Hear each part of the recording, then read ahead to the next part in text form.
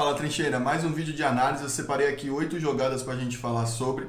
Então eu espero que vocês gostem e sem mais delongas, vamos para a parte mais divertida. Primeira jogada é uma corrida em zona do Baltimore Ravens, uma outside zone. E aqui a gente consegue observar algumas características típicas desse tipo de jogada. O primeiro é esse grande deslocamento lateral e de forma sincronizada da linha como um todo. O objetivo da outside zone é realmente você conseguir ganhar essa lateralidade e criar linhas de corridas mais abertas. Agora entrando nos aspectos mais particulares desse snap, dessa jogada em si. Primeiro a gente vê que o 29, o running back, ele recebe a bola, ele até mira inicialmente um ponto mais aberto, só que quando ele vê que toda a linha está jogando a defesa para fora, mesmo sendo uma outside zone, ele consegue cortar um pouco mais para dentro e pega uma linha de corrida bem livre, né? Outro ponto que a gente vê aqui, o 71 faz o reach block no DE para conseguir empurrar ele para fora. E aí o right guard e o center, o right guard faz o reach block e o center ele está focado em garantir o primeiro nível. Então repara que o center, ele primeiro verifica se o right guard dominou o DL dele, em seguida ele olha para dentro e vê se o center, aliás, se o left guard dominou o DL dele. E aí quando ele viu que o primeiro nível está realmente dominado, ele avança para o segundo nível. O left guard ele começa a empurrar o DL para fora, o DL até dá as costas para ele, ele continua empurrando, porque ele fez o reach block, mas realmente o reach block, eu vou ter vídeos sobre o reach block no futuro, é um bloqueio complicado, você realmente ganhar essa lateralidade e conseguir selar, fazer um cut-off que chama, né? Então às vezes você faz o reach block, só que você não consegue empurrar ele pro backside, então empurra para fora, mesmo sendo um OZ, né? E é o que ele faz aqui. E o 74, o left tackle, ele vê que ele ganhou a lateralidade, está todo mundo indo para lá, então ele meio que faz o que ele pode ali para entrar na frente do James Harrison, 92. Então ele literalmente fica no caminho do 92. E é o suficiente, garante esse tempinho a mais para o corredor fazer o corte e avançar e conseguir um ganho de jarda legal para essa primeira jogada. Vamos lá, segunda jogada aqui a gente vê uma inside zone do Philadelphia Eagles. Então o que diferencia a inside zone da outside zone, né, de uma forma geral? É o ponto de ataque do running back. Aqui na IZ a gente também tem um ganho de lateralidade de forma sincronizada, um pouco menor, óbvio, mas tem um ganho de lateralidade, é normal num esquema de corrida em zona, a OL, todos os OLs darem o primeiro passo para o lado da corrida. Então tem esse ganho de lateralidade de forma sincronizada, mas o ponto de ataque do running back é mais interno, né, num ângulo mais fechado. E o que acontece especificamente nessa jogada, né, começando do play side para o backside? O left tackle, ele ganha essa lateralidade, mas para ele também é mais conveniente empurrar o DE para fora. E é isso que ele faz, né, que ele vai fazendo. Em seguida, a gente vê o left guard e o center ganhando essa lateralidade. Eu particularmente acho que o left guard ele poderia ter ajudado mais o center a garantir o primeiro nível, mas aí ele vai direto para o segundo nível, né? E o center consegue garantir o DT, consegue tratorar o DT, inclusive ele tratora tanto que até cai um pouco em cima dos pés do left tackle, e aí acaba embolando e todo mundo indo para o chão. E o left guard, indo direto para o segundo nível, também consegue anular a ameaça. Em seguida, aqui a gente vê do backside, a gente vê o right guard e o right tackle, eles fazem um double team. A gente vê o 79, ele tá mirando o linebacker, é um combo block. Só que o linebacker, ele vai para o backside, então meio que ele continua ali no combo block e vê o linebacker dando uma voltinha atrás deles, né? Ou seja, melhor cenário também. E o tight end aqui é legal, ele faz o que a gente chama de cut-off block, que é aquilo lá, de ele conseguir ganhar a lateralidade a ponto de ele conseguir entrar na frente e selar o defensor no backside. E aí tem um defensor ali no segundo nível que passa correndo, avoado ali pro backside, não sei se ele achou uma pipa caindo no campo, mas enfim, ele cata e passa, atravessa o campo e simplesmente a jogada corre naturalmente, tem um ganho legal de jardas. Enfim, foi uma boa execução da linha como um todo. Agora a gente vai ver uma jogada de corrida do Oregon e vai ser muito legal porque a gente vai ver um lado da linha cometendo erros e o outro lado da linha desempenhando tão bem que consegue salvar a jogada. Então vamos começar pelo lado com erros, que é o backside nesse caso. Aqui a gente vê que pré-snap, um linebacker ele começa a subir e vai até a linha. E após o snap ele realmente efetiva uma blitz. E aí o que acontece? O right guard não consegue ganhar lateralidade o suficiente para bloquear esse linebacker. E aí o linebacker consegue ganhar o ombro interno dele e vai direto no running back.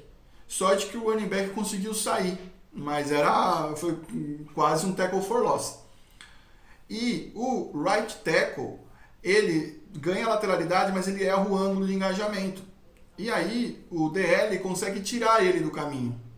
E aí ele vai praticamente de cara no chão. Sorte que o próprio defensor também, depois que tira ele, acaba desequilibrando e tropeçando.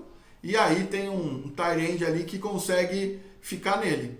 Mas eles dois acabaram cometendo alguns erros aí, né? Em contrapartida, o play side executou muito bem, porque a gente vê que o left tackle ele consegue tirar o DL para fora da jogada e tem um combo block muito bom do left guard com o center. Então eles conseguem garantir bem o primeiro nível e tem um release muito bom do left guard, bem natural e num ângulo muito bom, que anula também essa ameaça do segundo nível. E logo depois que o running back consegue se livrar aí desse bololô que foi causado pelo backside, ele consegue avançar nessa linha de corrida aberta, né, pelo play side e tem um ganho de jardas muito bom. Agora uma jogada de corrida do Philadelphia Eagles e a gente vê novamente um trabalho muito bom por parte da linha ofensiva. Começando do play side para o backside. Aqui a gente vê que o left tackle consegue mais uma vez isolar o DL para fora da jogada. Faz basicamente um kick out, né, no play side. A gente vê também o left guard e o center, eles vão para fazer um combo lock, mas o left guard praticamente já domina de cara o DL, né? Então ele domina tanto que até uma hora o DL tenta sair dele, levanta o braço, nisso ele aproveita para engajar melhor a mão dele, desbalanceia o tronco do DL e termina o bloqueio com um pancake muito bom. E o center, vendo isso acontecer, ele já vai para o segundo nível, bloqueio 23. Nisso, no play side, a gente já tem uma dominância e a linha de corrida já está bem definida. No backside, parece que o backside da defesa está meio desmotivado aqui. O que acontece? O right tackle basicamente domina também o 93 sozinho. O 93 não oferece uma pressão muito grande. E o right guard também praticamente nem precisa ajudar o right tackle. E aí ele vai para o segundo nível, mas o linebacker fica meio que parado na frente dele, não faz muita coisa, né? E nisso, obviamente, o corredor aproveita, avança nessa linha de corrida que foi já aberta no play side e o backside ajudou a terminar de garantir e tem um ganho muito legal. Agora a gente vai ver uma corrida pela Universidade de Stanford e não é uma corrida em zona, é uma corrida no esquema de gap.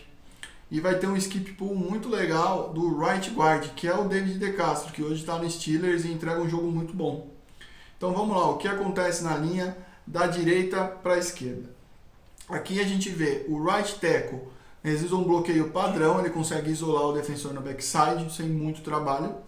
A gente vê o David DeCastro, right guard, fazendo skip pull e quando ele faz isso, acontecem dois down blocks.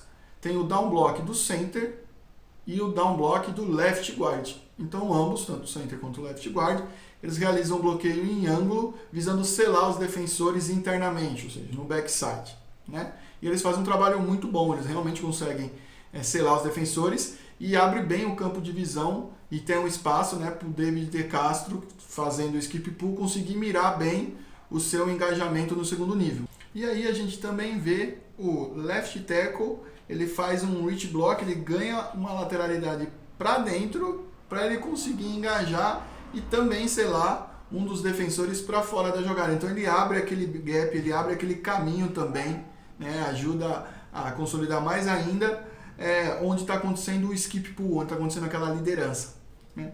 E aí a gente também tem um apoio de um tight end e de um segundo back que veio apoiar na linha de scrimmage. Então a gente vê que realmente é uma jogada que tanto o lado direito quanto o lado esquerdo da linha eles conseguem abrir muito bem o caminho para a liderança do skip pull do David DeCastro e o próprio David DeCastro também realiza esse papel muito bem, de liderar a corrida, engajar no segundo nível e garantir aí um ganho de jardas importante. Agora vamos falar sobre algumas jogadas de passe, começando por essa do Dallas Cowboys. Então o que acontece com cada membro da linha ofensiva da esquerda para a direita? Começando pelo left tackle, o Tyler Smith, número 77, Cyborg. Ele faz um pé 7 de 45 graus, consegue engajar o defensor num ângulo muito bom, e aí ele só acompanha e vai selando, isolando o defensor para fora do pocket. Mais uma vez, inclusive, ele consegue até desbalancear ele termina no chão, basicamente. E aí a gente vê um jump set do left guard, né, que também consegue bloquear muito bem, engaja e ancora. O center, ele fica bloqueando a zona dele, para não bloquear a grama, ele vai e ajuda o left guard, dá uma trauletada também no DT. Nisso, a gente tem o right guard, que ele faz, né, o Zach Martin, ele faz um soft post e já engaja também, um bloqueio bem imediato, né, executa muito bem, para variar, né, que é outro monstro. E aí, por fim, a gente tem o right tackle, número 68, que ele faz o pé 7 um pouquinho mais curto. Ele parece que é um jump set que queria virar um pé 7 de 45 graus, mas ele é um pé 7 bem curtinho, mas ele consegue ir bloqueando e isolando o defensor para fora do pocket, mas a gente vê que é com muito menos conforto do que, por exemplo, o Tyler Smith faz do lado esquerdo, né? Mas ele consegue isolar, mas seria legal se ele tivesse feito um pé 7 um pouco maior e buscado um ponto de engajamento para garantir uma largura e um conforto maior para o QB. Próxima jogada de passe, novamente com o L dos Cowboys. E agora o que acontece? Começando novamente pelo left tackle com o Tyler Smith, aqui ele vai usar o vertical set. Por quê? Porque tem o 93, mas tem uma ameaça, o 50 mais externo. Então, com o vertical set, o que acontece? Se o 93 ataca entre ele e o left guard, ele consegue, ao mesmo tempo que apoia esse bloqueio do left guard com uma mão, ele consegue manter o olho na ameaça externa 50. Isso se concretiza. Ele faz o vertical set, o 93 ataca entre ele e o left guard, ele apoia o left guard e quando o 50 vem, ele consegue neutralizar a ameaça normalmente. Então ele usou o vertical set de uma forma bem versátil. Indo para o left guard, aqui ele faz um jump set em um único porém. O defensor agride primeiro. Então a gente vê que ele engaja, mas pelo fato do defensor agredir primeiro, ele consegue um distanciamento do left guard e o left guard perde a frente, não fica mais quadrado.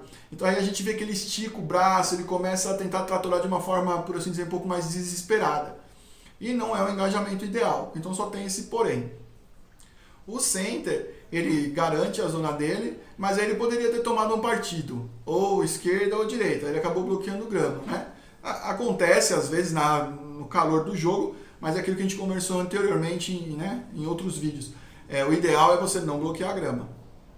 Indo agora para o right guard, a gente tem mais uma vez um soft post, mais uma vez aquele bloqueio mais imediato, muito bem feito, o Zach Martin.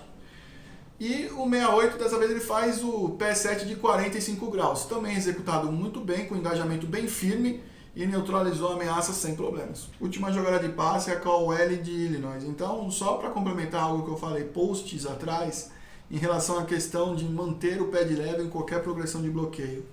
Aqui a gente vê que a OL está fazendo um trabalho padrão. Só que o que acontece com o right guard? Ele até agride primeiro. Só que o que acontece? Ele agride com as mãos muito altas. E o DL, vendo isso, ele de uma forma bem explosiva consegue engajar mais baixo. E com isso acaba erguendo a mão do OL. Então o OL ele fica com a mão no ombro alta. Isso anula praticamente o vetor de força do OL para ele poder ancorar o bloqueio. Então ele acaba sendo tratorado praticamente até o QB. E então o passe acontece, mas a gente vê que ele é tratorado, depois o DL consegue sair do engajamento e oferece uma pressão que não precisaria ter acontecido. Então aquela história é complexo, é um conjunto de fatores. Você pode agredir primeiro, mas tem a questão do pad level. Você pode estar no pad level bom, mas se você não agredir primeiro, também tem a parte contra. Então é equilibrar e treinar todos os conceitos básicos. Sempre treine os conceitos básicos, que é isso que vai trazer consistência. Então é isso, trincheira. Espero que vocês tenham gostado de mais esse vídeo de análise. Pretendo fazer mais vídeos nesse formato. E qualquer ideia, dúvida ou sugestão, fique à vontade aí para dar a opinião de vocês. Vamos conversar. E também sigam e compartilhem o projeto, os diversos canais de compartilhamento estão na Linktree da Bill, né? E é isso, vamos continuar trabalhando aí.